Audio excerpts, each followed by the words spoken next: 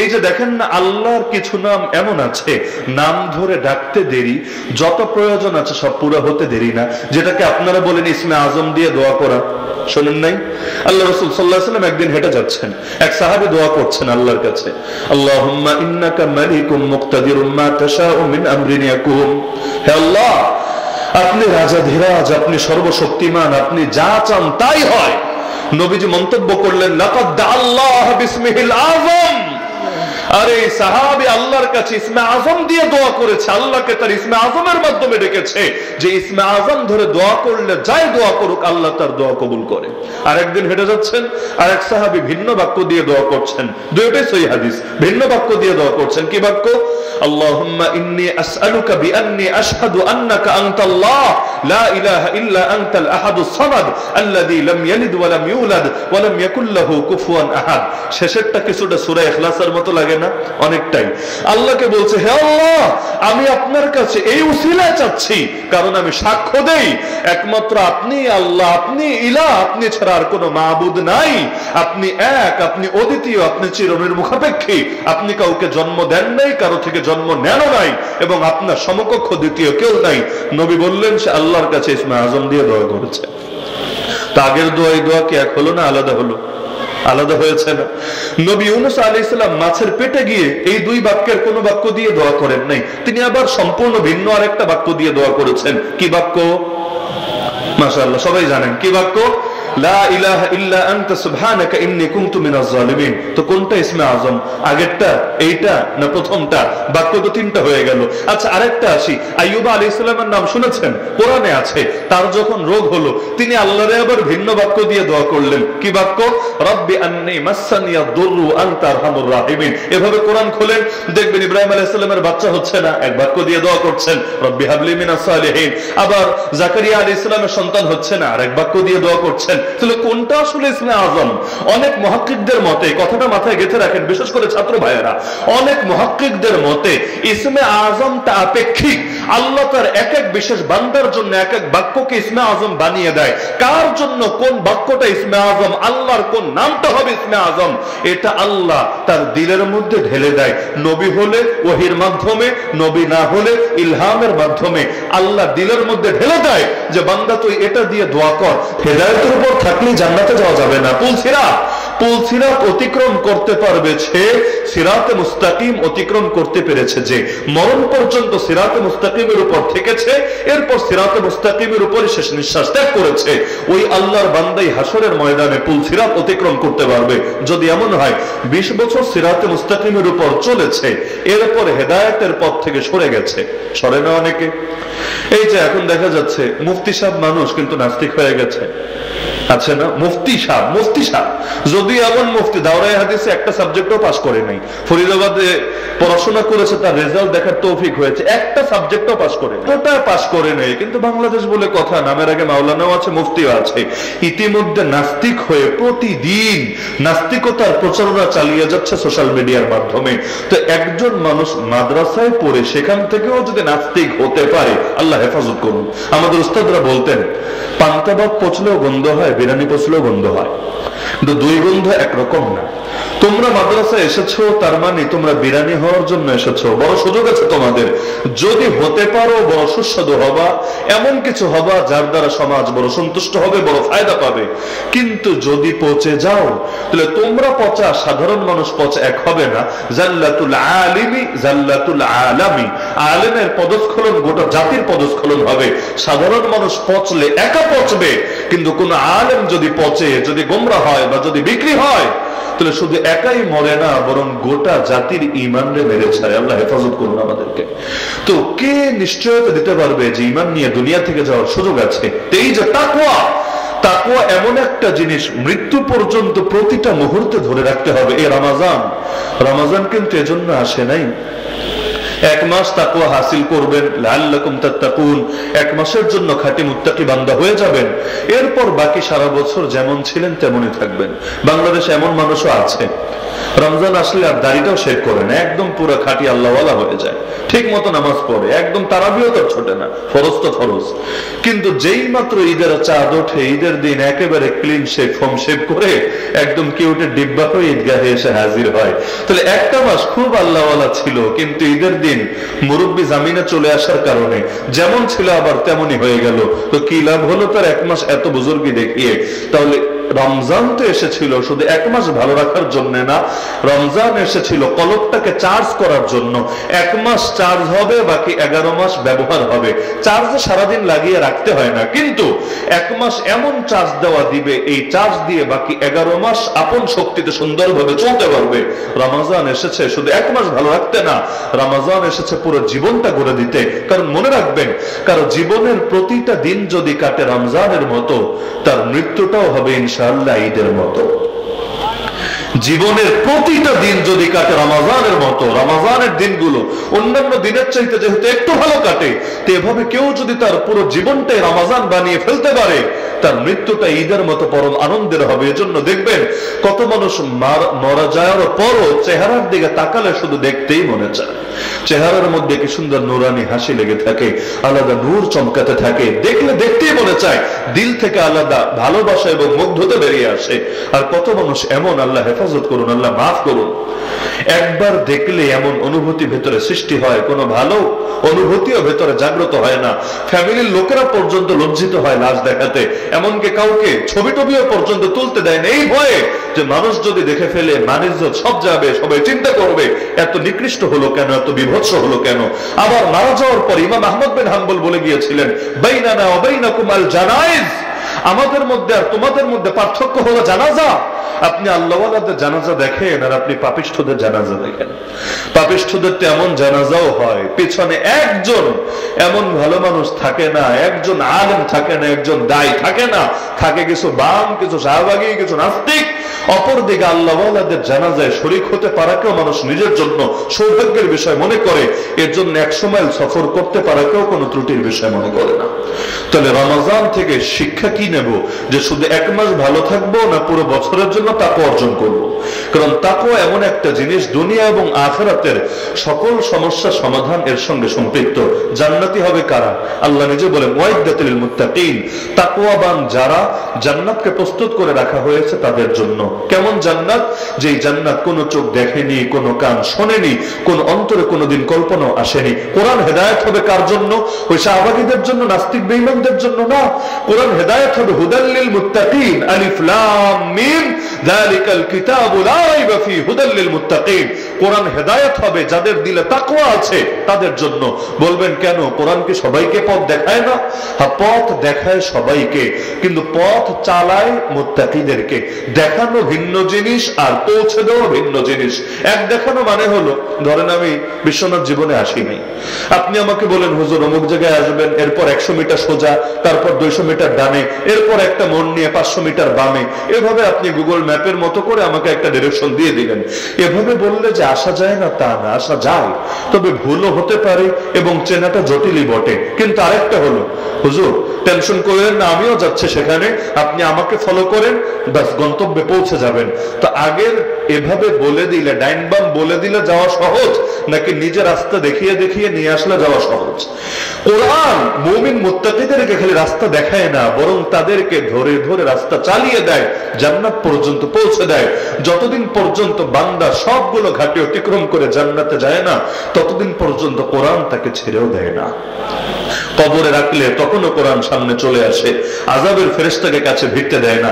হাসরের ময়দানে তখনও কোরআন সামনে চলে আসে, আল্লাহর সামনে সুপারিশ করে, আল্লাহ এই বান্দাকে তুমি জাহান্নামে দিবা না, আমি তাকে রাতের বেলা তোমার সামনে দাঁড় করিয়ে রেখেছি, আর সে আমার জন্য কত ত্যাগ করেছে, কত কোরবানি করেছে, আল্লাহ তাকে জাহান্নাম থেকে রক্ষা না করে জান্নাতে না পৌঁছিয়ে আমি কিছুতেই খানতে দেব না। কিয়ামতের দিনে রোজা আর এই কোরআন বিশেষভাবে সুপারিশ করবে, আল্লাহ তাদের সুপারিশ কবুল করবে। তাহলে এই মুমিন মুত্তাকি এমন একটা ব্যাপার, দুনিয়া এবং আখিরাতের সকল সমস্যা সমাধান আছে এর ভেতরে। শুধু আখিরাতের সমস্যা না, দুনিয়ার সমস্যা। বলবেন দুনিয়ার সমস্যা কিভাবে?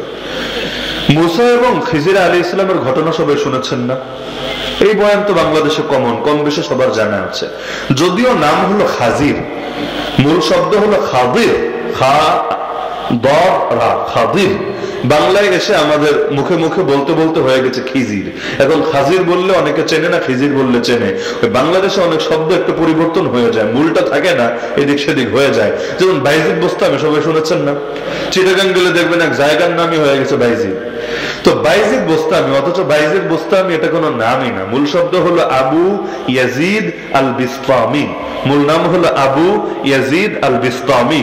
কিন্তু আমি যদি আবু ইয়াজিদ আল বিস্তামি বলি লোকে চিনবে না, যদি বাইজিদ বোস্তামি বলি লোকে ভালো চিনবে। ভুলটা বললে সুন্দর চেনে, সহিটা বললে চেনে না। নবুয়তের ভণ্ড দাবি করেছিল এক বাটপার, এটার নাম হলো মুসাইলিমা কাযযাব। কিন্তু বাংলাদেশে মুসাইলিমা বললে লোকে চেনে না, মুসাইলামা বললে মানুষ আবার সুন্দর চেনে। তো অনেক ক্ষেত্রে এমন হয়, ভুলটাই যায় শুদ্ধ হয়ে, আর শুদ্ধটারে লোকে ভুল মনে করতে থাকে। তো দেখা যাচ্ছে এই যার কথা বললাম খাজির, তিনি যে একটা দেয়াল সোজা করেছিলেন, ঘটনা তো জানেন সবাই। দেয়ালের নিচে সম্পদ ছিল, সেই সম্পদটাকে রক্ষা করার জন্য দেয়ালটা সোজা করে দিয়েছিলেন। পরবর্তীতে তিনি ব্যাখ্যাও দিয়েছিলেন। কি ব্যাখ্যা দিয়েছিলেন? নবী মুসাকে এটাই বলেছিলেন যে এখানে বাচ্চাদের জন্য কিছু সম্পদ, কিছু গুপ্তধন রাখা আছে। ওয়াকানা আবুহুমা সালিহা, আর এই বাচ্চাদের বাবা একজন নেককার ব্যক্তি। যেহেতু নেককার ব্যক্তি, ফাআরাদা রাব্বুকা আন ইয়াবলুগা আশুদ্দাহুমা ওয়া ইস্তাখরিজা কানজাহুমা রাহমাতাম মির রাব্বিক। সুতরাং রব চেয়েছেন যে সম্পদগুলো হারায় না যাক, এগুলো ধ্বংস হয়ে না যাক, বরং এরা বড় হোক, বড় হওয়ার পর নিজেরাই এগুলো বের করুক। এতদিন পর্যন্ত এই জিনিসটা হেফাজত থাকুক, সুরক্ষিত থাকুক। তাহলে এই মালটা সুরক্ষিত রাখার জন্য খাজির আলাইহিস সালাম আলাদা করে মেহনত করলেন।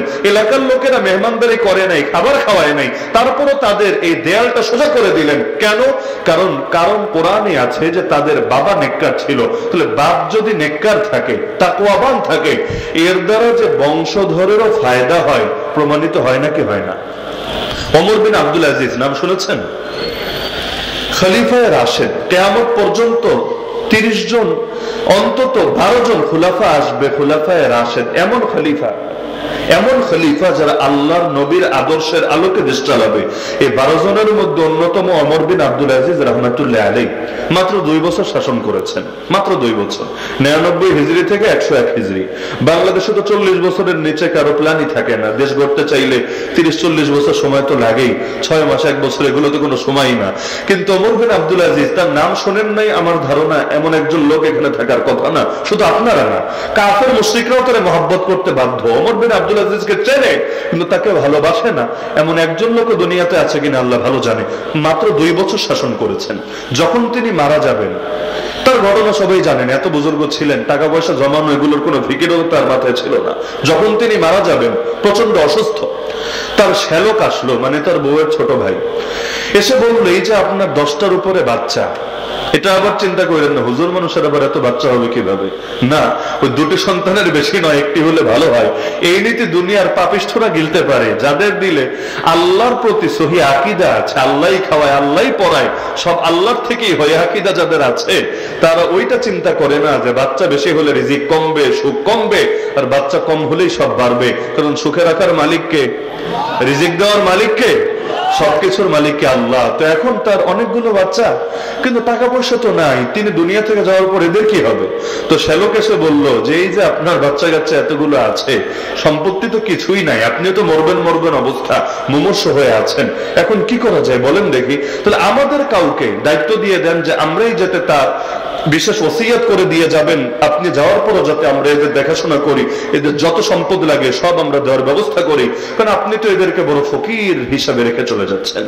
ওমর বিন আব্দুল আজিজ রাহমাতুল্লাহ আলাইহি বললেন, দেখো এদের যত প্রাপ্য ছিল, প্রাপ্য আমি একটাও কম দেই নাই, কোন প্রাপ্য থেকে বঞ্চিত করি নাই।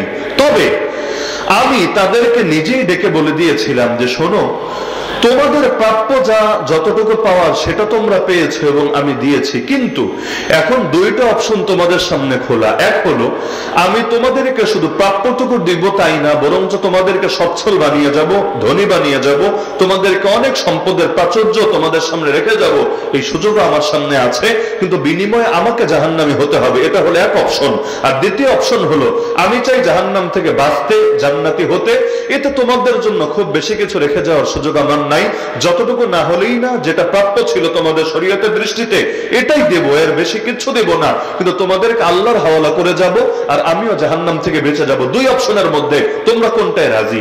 তারা মত দেওয়ার আগে তিনি বললেন, ওমর বিন আব্দুল আজিজ নিজেই ফয়সালা করে দিচ্ছে, সে জাহান্নাম থেকে বাঁচবে, বিনিময়ে তোমাদের ধনী হওয়ার দরকার নেই, দুনিয়ায় তোমরা গরিব হয়ে থাকবে, লেকিন তোমাদেরকে আল্লাহর হাওয়ালা করে যাচ্ছি। যে আল্লাহ ওমর বিন আব্দুল আজিজকে রিজিক দেয় সে আল্লাহ তোমাদেরকে রিজিক দেবে।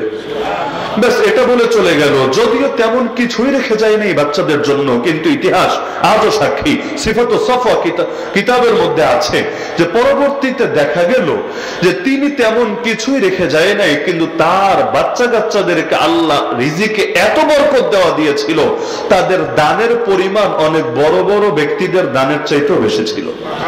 অপরদিকে সুলাইমান বিন আব্দুল মালিক বাচ্চাদের জন্য বহু সম্পদ, পাহাড় পরিমাণ সম্পদ রেখে গিয়েছিল, কিন্তু ইতিহাস সাক্ষী তার বাচ্চাদেরকে পরবর্তীতে ভিক্ষা করতে হয়েছিল, কারণ কুপ্রবৃত্তির পেছনে পড়ে সম্পদ এমন নষ্ট করা করেছে, বাপের জমানো সব তো শেষ, জায়গা জমি বেচে ফকিরে পরিণত হতে হয়েছে। তো দেখা যাচ্ছে যার দিলে তাকওয়া ছিল, বাচ্চাদেরকে যদিও তেমন কিছু দিয়ে যেতে পারে নাই, কিন্তু আল্লাহ চালিয়ে নিয়েছে। আরেকজনের দিলে তাকওয়া নিজের মধ্যেও ঘাটতি ছিল, আর ফ্যামিলির মধ্যেও তাকওয়া সহিভাবে দিয়ে যেতে পারে নাই, ফলে বহু সমস্যার সমাধান। বড় বুজুর্গ ছিল, বনি ইসরাইলের বুজুর্গ, সে একটা খানকা বানিয়ে নিয়েছিল। খানকা, আজকাল তো আবার খানকা শব্দের অর্থ মানুষের সামনে ক্লিয়ার না। খানকা মানে হলো যেখানে সবাই আসবে, হাদিয়া তোফা নিয়ে মুরিদ হয়ে যাবে, আর কয়েকদিন পর তাদেরকে হেফাজত দেওয়া হবে। কিন্তু খানকা শব্দের মূল অর্থ হলো খালওয়াত গা, এমন জায়গা যেখানে নির্জনে বান্দা আল্লাহর ইবাদত করবে। কিছু নির্জন জায়গা এমন, কেউ যদি কখনো দারুল দেওবন্দে যান, তাহলে ঐতিহাসিক ছাত্তা মসজিদ, যেটা যে ডালিম গাছের নিচে প্রথমে কওমি মাদ্রাসা শুরু হয়েছিল, এর পাশেই ডালিম গাছটা এখন নাই, কিন্তু জায়গাটা এখনো চিহ্নিত নাই, কিন্তু গিয়ে জিজ্ঞাসা করলে আপনাকে দেখিয়ে দিবে তারা। তো এখন ওইখানে সেই ছাত্তা মসজিদের ভেতরে সেই পুরনো অবকাঠামোতে এখনো গেলে দেখতে পাবেন কাসিমুল উলুম ওয়াল খায়রাত হুজ্জাতুল ইসলাম কাসেম নানুতুবি রাহমাতুল্লাহ আলাইহির ওই ক্ষুদ্র একটা রুম, এমন রুম মানে আমার মতো মানুষের রুমে ঢুকতে কষ্ট হয়ে যাবে। যদি একটু ছোটখাটো সাইজ হয় ভালো ঢুকতে পারবে, আমি ঢুকতে গেলেও হয়তো বাড়ি খাবো বা পাশে হয়তো ব্যথা পাবো, আর সাধারণ যদি চিকন চাকন কেউ হয় সহজে ঢুকতে পারবে, বের হতে পারবে। এমন এক রুম, এই রুমের ভেতরে ঘন্টার পর ঘন্টা না, দিনের পর দিন, সপ্তাহের পর সপ্তাহ কেটে যেত। হেরা গুহা কখনো সৌদি আরবে গেলে দেখে আসেন, যদি এখন দেখাটা জটিল করে ফেলেছে। এই এমন এক গুহা, দিনের বেলা এখানে যদি আপনাকে নিয়ে রাখা হয়, আপনি হার্ট অ্যাটাক করেও মারা যেতে পারেন। ভয় এমন এক জায়গা, আপনাকে যদি সাপে কামড়ে, আপনাকে যদি বাইরে ধরে, চিৎকার করতে করতে আসমান জমিন কাঁপিয়ে ফেললেও কেউ শুনবে না, কেউ টেরি পাবে না। কিন্তু আমার নবীর মাসের পর মাস কেটেছে এই জায়গার ভেতরে। কখনো ঢাকা সোনারগাঁ, যে দুইটা বললাম এগুলো তো সবাই যেতে না পারলেও, ও নারায়ণগঞ্জ, ঢাকা নারায়ণগঞ্জে সোনারগাঁ একটা জায়গা আছে, শেখ শরফুদ্দিন আবু তাওয়াম রাহমাতুল্লাহ আলাইহি, এই অঞ্চলের প্রথম মুহাদ্দিস বলা হয় তাকে, বহু আগের মানুষ। সেই শেখ শরফুদ্দিন আবু তাওয়াম রাহমাতুল্লাহ আলাইহি কবরটা এবং তার খানকাটা এখনো আছে, যদিও বেশি দিন থাকবে বলে মনে হয় না খানকাটা, কারণ ইতিমধ্যে অনেকটাই ধ্বংস হতে শুরু করেছে, আর সরকারেরও কোনো উদ্যোগ নাই এগুলো হেফাজত করার পেছনে।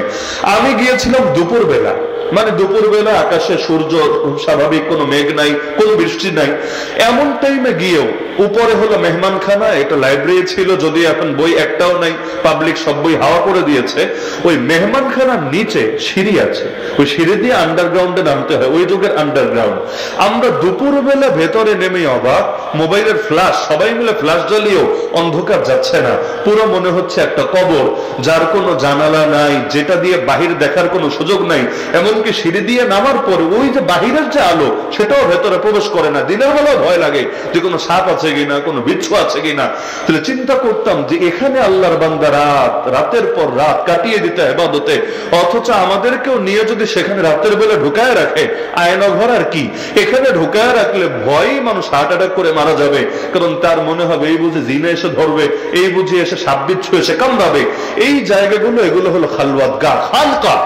আলাদা করে কবরের ফিল নেওয়ার জন্য এভাবে নির্জনে গিয়ে গিয়ে ইবাদত করতো আমাদের দাদা পীর আল্লামা মুহাম্মদুল্লাহ হাফেজ হুজুর রাহমাতুল্লাহ আলাইহি জামানার খালওয়াত গা গুলো এখনো পাবেন। সে কামরাঙ্গীরচর নুরিয়া মাদ্রাসায় গেলে ছোট ছোট রুম, দুই পাশে এত সংকীর্ণ জায়গা, একটা মানুষ ঢুকতে পারবে, বের হতে পারবে। আর লম্বা এতখানি, যদি আপনি শুয়ে পড়েন সর্বোচ্চ পা পর্যন্ত জায়গা হবে। ওই পাশে একটা জানালা, এই পাশে একটা দরজা, ব্যাস এতটুকুই। এখানে নিয়ে মুরিদ যারা হতো নিয়ে ঢুকায় দিত, ব্যাস ইবাদত করতে থাকো করতে থাকো করতে থাকো। এই নির্জনে থেকে ধীরে ধীরে দিল থেকে দুনিয়া বের করা, এটা ছিল তাদের মূল কনসেপ্ট। এখন বলতে পারেন হুজুর এটা কি কোরআন হাদিস দ্বারা প্রমাণিত কিনা? আমি একটা আয়াত শুনাই, বাকিটা আপনি বুঝে নিয়েন। 29 নম্বর পারা, সূরার নাম সূরা মুজাম্মিল, নাম শুনেছেন? এই সূরায় আল্লাহ বলেন ওয়াযকুর ইসমা রাব্বিক ওয়া তাবাত্তাল ইলাইহি তাবতীলা। দুটো আদেশ। এক নম্বর আদেশ হলো তুমি তোমার রবের নামের জিকির করো। প্রথম আদেশ, তুমি তোমার রবের জিকির করো বলেন নাই, তুমি তোমার রবের নামের জিকির করো। বলবেন রবের জিকির বললেই তো হয়, রবের নামের জিকির মানে কি? এগুলো এই পথের পথিক না যারা, তা সহজে বুঝবে না। রবের নামের জিকিরে আলাদা গুরুত্ব আছে। আল্লাহ রাসূল কি সুন্দর করে দোয়া করতেন আল্লাহর কাছে, আল্লাহ আমি আপনার প্রত্যেক নামের উসিলায় আপনার কাছে দোয়া করি, প্রত্যেক নামের উসিলায়। কোন কোন নাম? লম্বা দোয়া।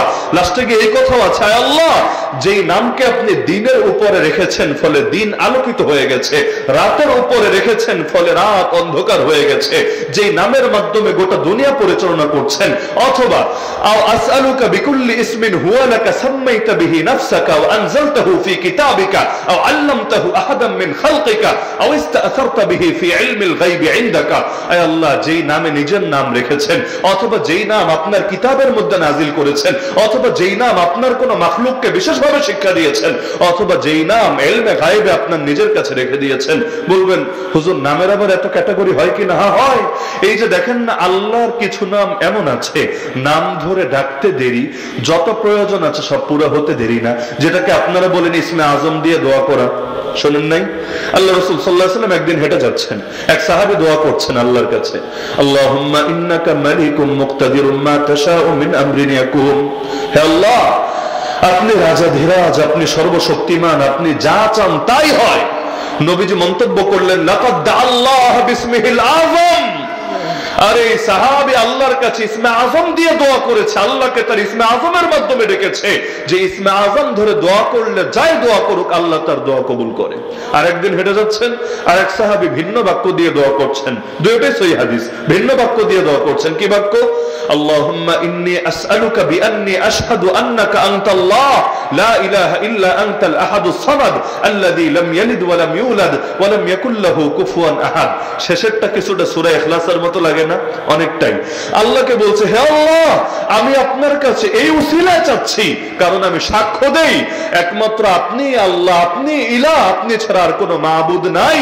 আপনি এক, আপনি অদ্বিতীয়, আপনি চিরনির্মুখাপেক্ষী, আপনি কাউকে জন্ম দেন নাই, কারো থেকে জন্ম নেনও নাই, এবং আপনার সমকক্ষ দ্বিতীয় কেউ নাই। নবী বললেন সে আল্লাহর কাছে ইসমে আজম দিয়ে দোয়া করেছে। তা আগের দোয়া এই দোয়া কি এক হলো না আলাদা হলো? আলাদা হয়েছে না? নবী ইউনূস আলাইহিস সালাম মাছের পেটে গিয়ে এই দুই বাক্যের কোন বাক্য দিয়ে দোয়া করেন নাই, তিনি আবার সম্পূর্ণ ভিন্ন আরেকটা বাক্য দিয়ে দোয়া করেছেন। কি বাক্য? মাশাআল্লাহ সবাই জানেন কি বাক্য? লা ইলাহা ইল্লা আনতা সুবহানাকা ইন্নী কুনতু মিনাজ জালিমিন। তো কোনটা ইসমে আজম? আগেরটা, এইটা না প্রথমটা? বাক্য তো তিনটা হয়ে গেল। আচ্ছা আরেকটা আসি, আইয়ুব আলাইহিস সালামের নাম শুনেছেন? কোরআনে আছে। তার যখন রোগ হলো তিনি আল্লাহরে আবার ভিন্ন বাক্য দিয়ে দোয়া করলেন। কি বাক্য? রব্বি আন্নী মাসসানিয়াদ দুররু আনতা আরহামুর রাহিমিন। এভাবে কোরআন খোলেন, দেখবেন ইব্রাহিম আলাইহিস সালামের বাচ্চা হচ্ছে না, এক বাক্য দিয়ে দোয়া করছেন রব্বি হাবলি মিনাস সালিহিন। আবার জাকারিয়া আলাইহিস সালামের সন্তান হচ্ছে না, আরেক বাক্য দিয়ে দোয়া করছেন তাহলে কোনটা আসলে ইসমে আজম? অনেক মুহাক্কিকদের মতে, কথাটা মাথায় গেঁথে রাখেন, বিশেষ করে ছাত্র ভাইয়েরা, অনেক মুহাক্কিকদের মতে ইসমে আজমটা আপেক্ষিক। আল্লাহ তার এক এক বিশেষ বান্দার জন্য এক এক বাক্যকে ইসমে আজম বানিয়ে দেয়। কার জন্য কোন বাক্যটা ইসমে আজম, আল্লাহর কোন নামটা হবে ইসমে আজম, এটা আল্লাহ তার দিলের মধ্যে ঢেলে দেয়। নবী হলে ওহির মাধ্যমে, নবী না হলে ইলহামের মাধ্যমে আল্লাহ দিলের মধ্যে ঢেলে দেয় যে বান্দা তুই এটা দিয়ে দোয়া কর। যেমন হিজবুল বাহার নাম শুনেছেন? অনেকে শোনার কথা। আল্লাহর বান্দা ইমাম শাহদিল রহমতুল্লাহ আলাইহি বড় বিপদে পড়লেন। পুরো ঘটনা আমি বলবো না, বড় বিপদে পড়লেন। সবাই হাসাহাসি করছে, তার ইজ্জতের প্রশ্ন এখানে। ওই সময় হঠাৎ করে একটু ঘুম আসলো, ঝিমুনির মতো। ঘুমের ভেতরে আল্লাহ তার দিলের মধ্যে কিছু দোয়া ঢেলে দিলেন।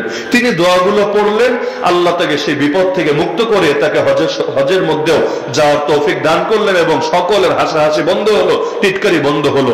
ওই যে বাক্যগুলো সেই সময় তার জেহেনে এসেছিল, তিনি দোয়া করেছিলেন, ওটাকে হিজবুল বাহার বলে, যেটা অনেকে হয়তো আপনারা নিয়মিত পাঠও করেন আল্লাহর কাছে দোয়া করার অংশ হিসাবে। থানবী রহমতুল্লাহের কিতাব আছে, দেখবেন মুনাজাতে মাকবুল, দেখেছেন?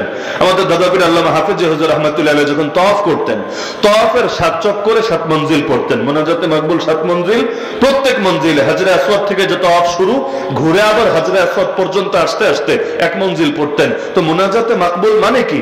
আমাদেরও পরীক্ষিত আলহামদুলিল্লাহ যারা নিয়মিত মুনাজাতে মাকবুল পড়ে। মুনাজাতে মাকবুল হলো কোরআন আর হাদিসে বর্ণিত যত দোয়া আছে, থানবী রহমতুল্লাহ এক বইয়ের মধ্যে সবেনা জমা করেছেন। যারা নিয়মিত পড়ে, অর্থের দিকে খেয়াল করে, আল্লাহ তাআলা তাদের প্রয়োজন পুরা করেন। তাহলে ইসমে আজম কোনটা? দেখা যাচ্ছে আল্লাহর নামের আলাদা বরকত, যে আল্লাহর এক এক নামে এক এক বরকত। এই যে মাদ্রাসাগুলোতে অনেক সময় দেখবেন ছাত্ররা নামাজ শেষ করে অন্যান্য জিকির আজকার করে মাথায় হাত দিয়ে কি জানি পড়ে, দেখেন নাই? এটা নিয়ে আবার অনেকের চুলকানি, বলে দেখ বেদাত বেদাত বেদাত বেদাত। অথচ রুকিয়ার অধ্যায়টাই এমন, ঝাড়ফুঁকের জিনিসটাই এমন, এখানে প্রতিটা বিধানের পক্ষে হুবহু আয়াত হাদিস পাওয়া জরুরি না, বরঞ্চ আল্লাহর যত নাম আছে যে কোনো নামকে যদি বান্দা শিফার নিয়তে ব্যবহার করে, আল্লাহ তাআলা এর মধ্যে শিফা রেখেছেন। যেমন আমার নিজের সমস্যা হয়েছিল চোখে, এমন সমস্যা, চোখে ব্যথা, সামনে তাকাতে পারি না, পড়তেও ঝামেলা হয়, প্রচুর সমস্যা। এবং ডাক্তারের কাছে গেলে তো চশমা ধরাবে, ডাক্তার দেখানো হলো, তাও বললো না, পাওয়ারে একটু ঝামেলা আছে, চশমা নিতে হবে। নিয়ত করলাম যাক আল্লাহর নামে তো বিশেষ বিশেষ বরকত আছে, তাহলে একটু পরীক্ষাই করি ইনশাআল্লাহ, যদি এর দ্বারাই সুস্থ হয়ে যায় তাহলে চশমা আর লাগলো না। চশমা একবার নিলে সহজে ছাড়া যায় না, সারা জীবন নিয়ে বয়ে বেড়াতে হয়। আর সবচেয়ে ঝামেলা, যারা চশমা পড়তে অভ্যস্ত, চশমা খুলে রাখলেও কেমন কেমন জানি দেখা যায়। দেখবেন চশমা খুলে রাখলো আলাদা আর একরকম, কিন্তু তাকে দেখা যায় মানুষেরও কেমন কেমন লাগে। তো নিয়ত করলাম যে আল্লাহ তাহলে তোমার নামের একটু বরকত নিয়ে দেখি, যদি এর দ্বারাই সুস্থ হয়ে যায় আলহামদুলিল্লাহ। শুরু করলাম ইয়া নূর ইয়া নূর ইয়া নূর। আল্লাহর একটা নাম আছে না নূর, আল্লাহু নূরুস সামাওয়াতি ওয়াল আরদ। আর ইয়া মানে হে, আল্লাহরে ডাকি না ইয়া আল্লাহ, ইয়া রহমান, ইয়া রহিম, এরকম ইয়া নূর আল্লাহকে ডাকতে শুরু করলাম, বিশেষ করে নামাজের পরে। এটা কিতাবে পেয়েছিলাম, সেখান থেকে নামাজের পরে ফাকাশাফনা আনকা গিতাআকা ফাবসুরুকা আল-ইয়াওমা হাদীদ, কোরআনের এই আয়াতটা 3 বার, আর আগে পরে 3 বার করে দুরূদ শরীফ পড়ে ইয়া নূর, এভাবে মোট 11 বার পরে হাতে ফু দিয়ে চোখে দিলাম। আলহামদুলিল্লাহ কয়েক বছর আগের কথা, চোখের সমস্যা হয়েছে, এত বছর হয়ে গেল আলহামদুলিল্লাহ এখন ব্যথাও নাই, সমস্যাও নাই, বরঞ্চ সব স্বাভাবিকভাবে চলছে। বহুত মানুষকে আমি পরামর্শ দিয়েছি, বিভিন্ন রোগে ছিল, যে আল্লাহকে ডাকো ইয়া শাফি, ইয়া শাফি, ইয়া শাফি। শাফি মানে যিনি আরোগ্য দাতা, সুস্থতা দানকারী। আরোগ্যদাতা কে? আল্লাহ। তো আল্লাহকে ইয়া শাফি ডাকো। জিজ্ঞাসা করে কয়বার ডাকো? কয়বার নাই, তোমার যত বেশি আল্লাহর কাছে শিফা দরকার তত ডাকো। আলহামদুলিল্লাহ কয়েকজন আমাকে সাক্ষ্য দিয়েছে, হুজুর যেই প্রয়োজনে বলেছিলেন ইয়া শাফি, আলহামদুলিল্লাহ আল্লাহ তাআলা সেই অসুস্থতা থেকে মুক্তি দান করেছেন। তো আমাদের অভিজ্ঞতা। তো ইয়া কাউইয়ু ছাত্র জামানা থেকে আমরাও আমল করি। কেন? কাউই হলো আল্লাহর একটা নাম, আল কাউইয়ুল মাতিন। আল্লাহর নাম কাউই, কাউই অর্থ শক্তিশালী। তো আমাদের মেধায় তো শক্তির দরকার আছে। তো নামাজের পরে শিফার নিয়াতে কেউ যদি ইয়া কাউইয়ু বলে, এর ফায়দা যে হয় বুজুর্গানে দিনের আমল থেকে প্রমাণ আছে। এখন বলতে পারেন যে হুবহু হাদিস না পেলে আমল করা যাবে কিনা। এক সাহাবী এক এলাকায় গেলেন, তারা কয়েকজন একসাথে, সেখানে গিয়ে মানুষরা বললেন, লম্বা সফর, মানুষকে বললেন আমাদের একটু মেহমানদারি করো, আমরা অনেক ক্লান্ত হয়ে গেছি। তারা বললো কিসের মেহমানদারি? কোনো মেহমানদারি নেই, ভাগো। তাদেরকে তাড়ায় দিল, তাদেরকে অপমান করলো, অবমূল্যায়ন করলো। তারা সেখান থেকে কিছু দূর গেল, এলাকার এক লোক দৌড়াতে দৌড়াতে আসলো, এই শোনো শোনো শোনো, জরুরি কথা আছে। কি কথা? আমাদের সর্দারকে সাপে কামড় দিয়েছে। যত ওঝা ছিল সব ওঝা ট্রাই করেছে। আগের যুগে তো আর এত ভালো উন্নত চিকিৎসা ছিল না, ওঝারাই সাপের বিষ ঝাড়ার চেষ্টা করতো। ক্লান্ত হয়ে যাচ্ছেন নাকি আপনারা? আমি বুঝতে পারছি কথা ডালপালা ছড়াচ্ছে, কিন্তু আশা করি ক্ষতির কারণ হবে না ইনশাআল্লাহ, বরঞ্চ রব্বি জিদনি ইলমা, আল্লাহ ইলম বাড়াবে, কিছু না কিছু ফায়দা হবে ইনশাআল্লাহ। আমি যে ঘটনাগুলো বলছি ঘটনাগুলোর মধ্যেও ইনশাআল্লাহ যদি কাজে লাগে আমি মনে করি কথাগুলো সফল। তো ক্লান্ত হচ্ছেন না তো? তো সেই সাহাবীকে এসে বলল যে আমাদের সর্দারকে সাপে কামড়িয়েছে, অনেক ওঝা এসে ট্রাই করেছে, লাভ হয় নাই, কোনোভাবে কিছু করা যাচ্ছে না। তো তোমাদের মধ্যে সাপের বিষ ঝাড়ে এমন কেউ কি আছে? সেই সাহাবী বলল, হ্যাঁ আমি আছি, তবে তোমাদের জন্য কেন কাজ করব? তোমরা তো আমাদেরকে মেহমানদারি করলে না। বিপদে পড়ে একটু সময় চেয়েছিলাম, একটু মেহমান হতে চেয়েছিলাম, একবেলা খাওয়ালে পুরো গ্রামবাসী মিলে কি এমন লস হতো, মেহমানদারি করো নাই, আর এখন এসেছো সাপের বিষ ঝাড়াতে। ঠিক আছে আমি ঝাড়াবো, তবে শর্ত আছে, যদি তোমাদের সর্দার সুস্থ হয়, সুস্থ না হলে কিছু লাগবে না, যদি সুস্থ হয় আমাকে এই এই জিনিস দিতে হবে, মানে কন্ট্রাক্ট, চুক্তি। যদি রাজি থাকো তাহলে আমি গিয়ে সাপের বিষ ঝাড়বো, যদি না থাকো টাটা গুড বাই, তোমরা তোমাদের পথ দেখো, আমরা আমাদের পথ দেখে আসতে পারবো না। এখন বিপদে পড়েছে তো সর্দারের প্রশ্ন, সর্দারের গুরুত্ব তো সবচাইতে বেশি। বললো যা চেয়েছো তা তো দিবই, প্রয়োজনে আরো বেশি দিব, কিন্তু জলদি এসে তুমি যদি আসলে ঝাড়ফুঁক জানো, জলদি এসে ঝাড়ফুঁক দিয়ে তার বিষ ঝাড়ার চেষ্টা করো। আসলো, এসে ঝাড়ফুঁক করলো, আলহামদুলিল্লাহ সুস্থ হয়ে গেল, সাপের বিষ বের হয়ে গেল। এবার বিপুল পরিমাণ সম্পত্তি তাদেরকে দিল, যার মধ্যে অনেক পরিমাণ ভেড়া আছে, অনেক দুম্বা আছে, অনেক পরিমাণ অন্যান্য জিনিসপত্র আছে, সব নিল। তো নেওয়ার পর অন্তরে একটু কনফিউশন আসলো যে কাম তো একটা করলাম, কিন্তু জিনিস যে নিলাম এটা কি হালাল হবে না হারাম হবে?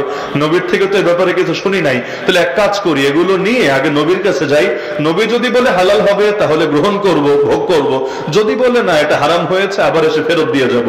সব নিয়ে রশি টসি দিয়ে বেঁধে চলে আসলো নবীজির কাছে। আল্লাহ রাসূল বলেন, আচ্ছা ঝাড়ফুঁক করেছো ভালো কথা, কিন্তু কি পরে করেছো? নবী প্রথমে তাকি করলেন, কি পরে করেছো? কারণ কুফরি কালেমা পরে যদি ঝাড়ফুঁক করে জিনিস তো হালাল হবে না, হবে না, ইমানই তো যাবে বরবাদ হয়ে। এজন্য নবী জিজ্ঞাসা করলেন, ঝাড়ফুঁক যে করেছো কি দিয়ে ঝেড়েছো? সেই সাহাবী বললেন, ইয়া রাসূলুল্লাহ আমি সূরা ফাতিহা পড়ে ঝেড়েছি। সূরা ফাতিহা পড়লে তো সাপের বিষ দূর হবে এমন কোন হাদিস নবী আগে বলেন নাই, এই সাহাবীও শোনেন নাই, কিন্তু এই সাহাবী নবীর থেকে এটা জেনেছেন যে সূরা ফাতিহার মধ্যে শিফা আছে।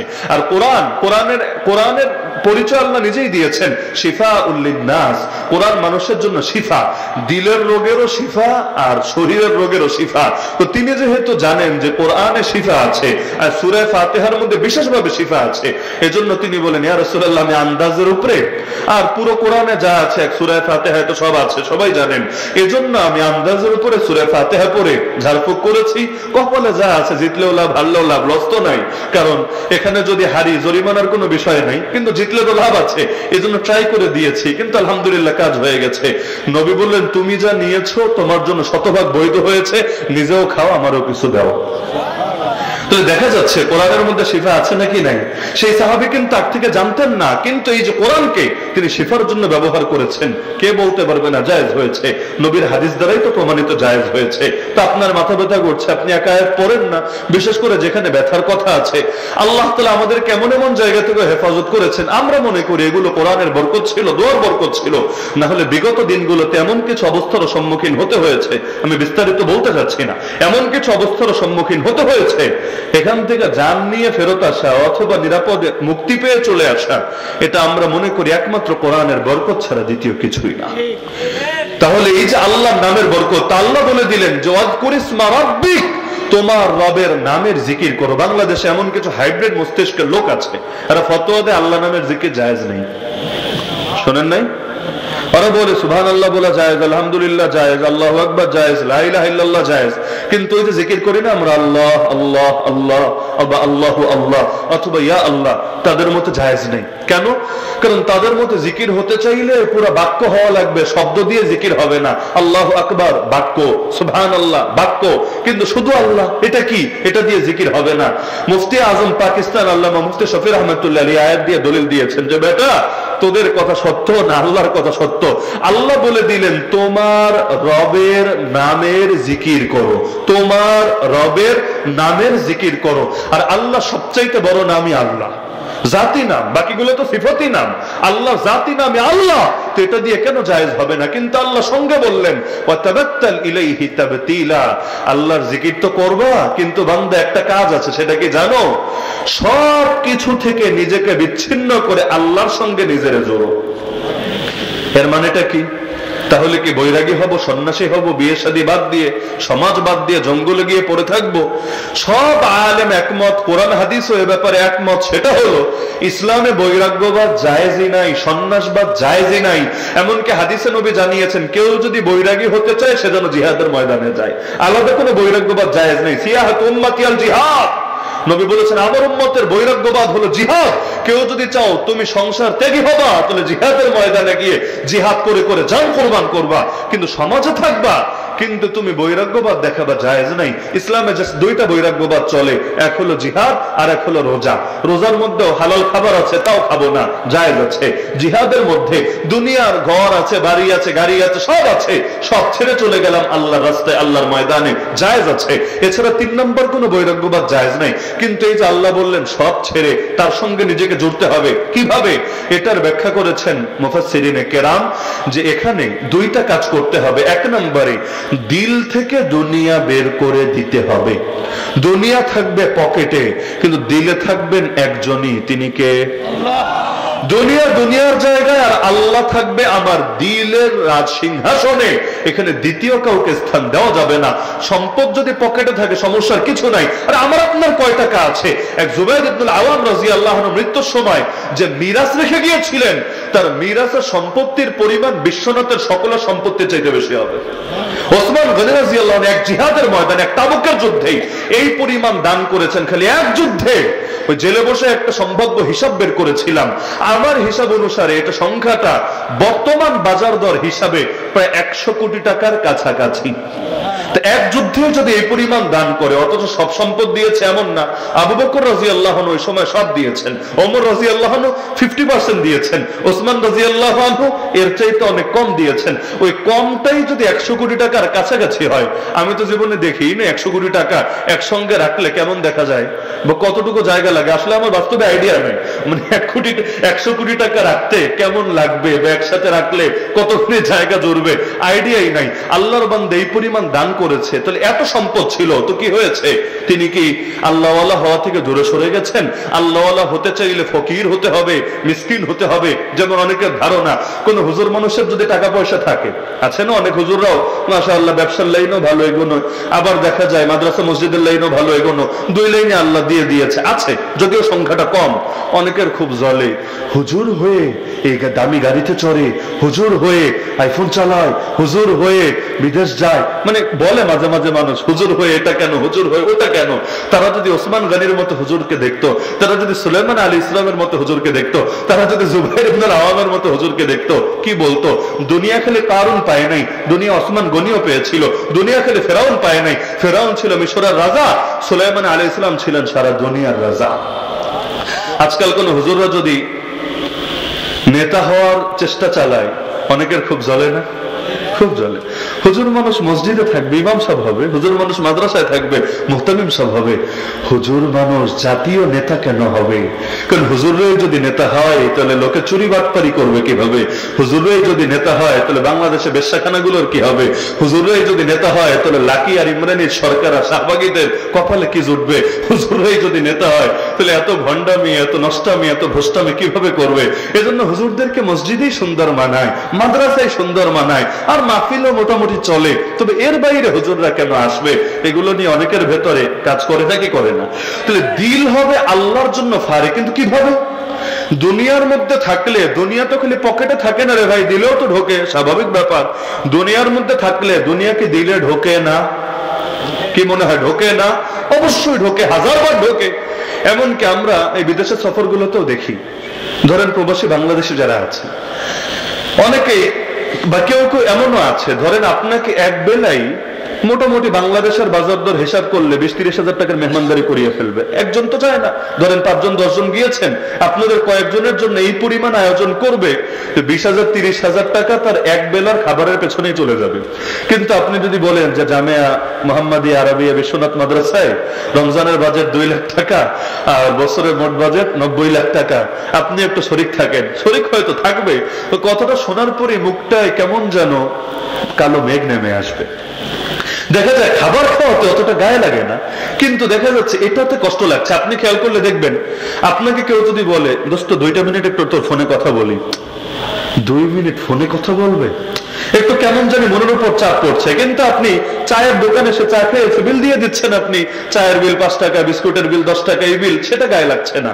আমাদের মনস্তাত্ত্বিক কিছু ব্যাপার স্যাপার আছে, কিছু জিনিস মনের মধ্যে একটু বেশি ঢোকে, এগুলো খালি পকেটে থাকে না। তো দুনিয়ার মধ্যে থাকলে স্বাভাবিক এটা, দুনিয়া খালি পকেটে থাকবে না, দিলের মধ্যেও ঢুকবে। ঢোকে না আপনাদের দিলে? সবার ঢোকে, অবশ্যই ঢোকে। আল্লাহ আমাদেরকে হেফাজত করুন। এই যে ধরেন আমরা যারা ওয়াজ মাহফিল করি, প্রতি মুহূর্ত নিজেরা নিয়ে ভয়ে থাকা লাগে, প্রতি মুহূর্তে। বলবেন কেন? আপনাদের আবার কিসের ভয়? সবচাইতে বেশি ভয় কাজ করে 2টা জিনিস নিয়ে। এগুলো বলছি কোনো কৃতিত্ব অথবা কোনো অন্য কিছু চিন্তা করে না, বরং এই কারণে যে এই দোয়াটা কইরেন যাতে আল্লাহ হেফাজত করে সবাইকে। ধরেন 1 নম্বর জিনিস হলো জনপ্রিয়তা। এমন একটা জিনিস যেটা আল্লাহর দান, কিন্তু এই এক জনপ্রিয়তা বহুত মানুষকে ধ্বংস করে ছেড়েছে। জনপ্রিয়তা এবং খ্যাতির মোহে পড়ে নিজের দুনিয়া আখিরাত সব বরবাদ করে ছেড়েছে। 2 নম্বর হলো পয়সা, সম্পদ। সম্পদ এমন একটা জিনিস, হয়তো প্রথমে আপনার দিলে ঢোকে নাই, দিল আপনার এতে আকৃষ্ট হয় নাই, তো চিরকাল মানুষের দিল একরকম থাকবে কি গ্যারান্টি আছে? পয়সার লোভ একবার যদি দিলে ঢোকে, তখন নিজের ওয়াজ নসিহত থেকে মানুষ নিজেই যায় দূরে সরে। এই 2টা জিনিস এমন, আমাদের প্রতিটা মুহূর্তে ভয় থাকা লাগে যে আল্লাহ এই জরুরতের জায়গায় রাখো, জরুরত যাতে আল্লাহ দিলের মধ্যে না ঢোকে, দিলটা তোমার জন্যই বরাদ্দ রাখো। আপনাদের কাছে দোয়া চাই, এই দোয়াটা কইরেন যে সারা জীবন আল্লাহ যাতে ওয়াজের ময়দানেও নবীজির দাওয়াতটাকে আদর্শ বানানোর তৌফিক দান করেন, আর খ্যাতির মোহে পড়ে নিজেকে বরবাদ করা আর সম্পদের পেছনে ছুটে ছুটে নবীওয়ালা পথ থেকে সরে যাওয়া থেকে আল্লাহ তাআলা যাতে হেফাজত করেন। তো এখন কিভাবে নিজেকে বাঁচাবে? এজন্যই হলো এই ফর্মুলা, যে বুজুর্গরা এটা বলতেন এবং নবীর আদর্শ থেকে এটা প্রমাণিত, যে কিছু সময় নিজেকে ফারেক করো, কিছু সময় নিজেকে ফারেক করো, তুমি আর তোমার আল্লাহ, ব্যাস, দ্বিতীয় কেউ থাকবে না। এভাবে নিজেকে আলাদা করো। এভাবে যদি দুনিয়া থেকে মাঝে মাঝে নিজেকে আলাদা করে দিলটা গড়তে পারো, একসময় ইনশাআল্লাহ দিল এমন শক্তিশালী হবে, থাকবা দুনিয়ার ভেতরে, কিন্তু দিল থাকবে একমাত্র আল্লাহর সঙ্গে লেগে। এতেকাফ কিসের জন্য? আমি আমার ঘরে থাকলে কি সমস্যা? আচ্ছা, আমি আল্লাহর ঘরে থাকলে আল্লাহর কি লাভ, আর আমি আমার ঘরে থাকলে আল্লাহর কি লস? এই মসজিদে থাকার দ্বারা আল্লাহর কোনো ফায়দা হয় এমন না। আরে আল্লাহর জন্য এই যে ইবাদত যে আমরা করি, যত ইবাদত করি, এগুলো কি এমন যে ইবাদত করলে আল্লাহর ফায়দা আর ইবাদত না করলে আল্লাহর লস? এগুলো কি আল্লাহর ফায়দার জন্য না আমাদের ফায়দার জন্য? বলেন না, কার ফায়দার জন্য? আমার কাপড় ঘর আছে, সিকোরা রুম আছে, তা মসজিদে এসে পড়ে থাকছে এতেকাফে, আল্লাহর লাভ কি? লাভ আসলে আল্লাহ, লাভ আমার নিজের। তাহলে আল্লাহ এগুলো কেন বলছেন? করতে বলছেন যাতে প্রেমের পরীক্ষা হয় এবং দিল যাতে আসলে আল্লাহর জন্য বরাদ্দ থাকে, বান্দাকে সেটাতে প্রস্তুত করার জন্য। এতেকাফ যখন করেন, সব ছেড়ে ছুড়ে, সব আছে তাও সব ছেড়ে ছুড়ে মসজিদে আসলেন, তাও মনে করেন এলাকার মসজিদে থাকলে তো একটু সুবিধা, ফ্যামিলি আসবে, খাবার দাবার দিয়ে যাবে। ধরেন আপনি বাইতুল্লাহ চলে গেলেন, আল্লাহ যদি তৌফিক দেন, মনে করেন নিয়াত করলেন যে ইনশাআল্লাহ আমি এই বছর বা আগামী বছর আমি শেষ 10 দিন এতেকাফ করব, হয়তো মসজিদে হারামে, না হলে মসজিদে নববীতে নিয়াত করলেন, অথবা মসজিদে আকসা। ইনশাআল্লাহ আল্লাহ তো পারেন নাকি? মসজিদে আকসা মুক্ত হয়ে গেল, স্বাধীন হয়ে গেল, একটা এতেকাফ করলাম মসজিদে আকসায়। এই যে এত দূরে আরেক দেশে গিয়ে এতেকাফ করলেন, দিলে একটু কষ্ট হবে নাকি? হবে না? কিন্তু এই সব ছেড়ে আল্লাহর জন্য যখন আলাদা হবেন, আপনি বলেন দিলের মধ্যে আল্লাহর মহব্বত কিছু ঢুকবে নাকি ঢুকবে না? আমি শুধু একটা উদাহরণ দেই।